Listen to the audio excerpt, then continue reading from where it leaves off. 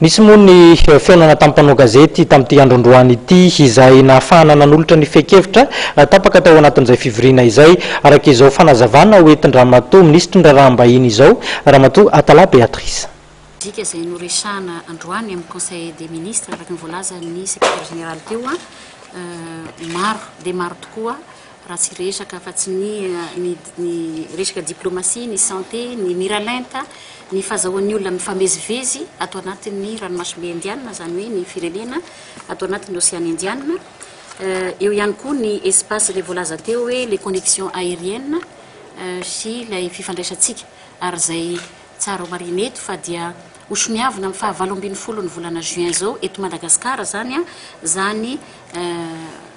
compagnie reo compagnie aérienne zany no anao soniana zany eto Madagasikara ilay hoe alliance Vani amin'ny resaka fifandraisana zany amin'ny firenena atao anatin'ny ranomasimbe indiana. Misy ihany koa ny resaka environnement, ny tontolo iainana hoe ahoana ny fomba natsarana ny tontolo iainana maharitra sy ny fiovaovan'ny toetrandro anatin'ny axe lehibe ihany koa zany ny changement climatique, ny environnement durable anisany axe lehibe no resahana ihany koa tamin'izao conseil des ministres izao ary ny axe faefatra moa zany dia ilay identité indienne océanique izay ijerevana ny ara culturel rehetra ary dia hitatsika fa isy film zay vita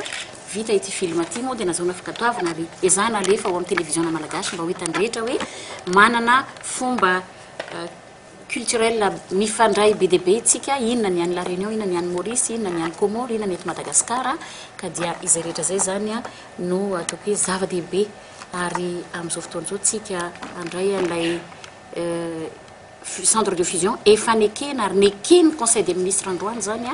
efa azotsika tany Seychelles dia nekeny conseil des ministres androany ny ananganatsika an'ilay centre de fusion azahoantsika manaramaso misisy-dranomasitsika mba hananatsika zany autoroute maritime izany zay mandalo be dia be aty anatin'ny ranomasimbe indiana ny fivezivezen'ny entana ny lazaiko tamarina hoe 25% eran'izao tontolo izao.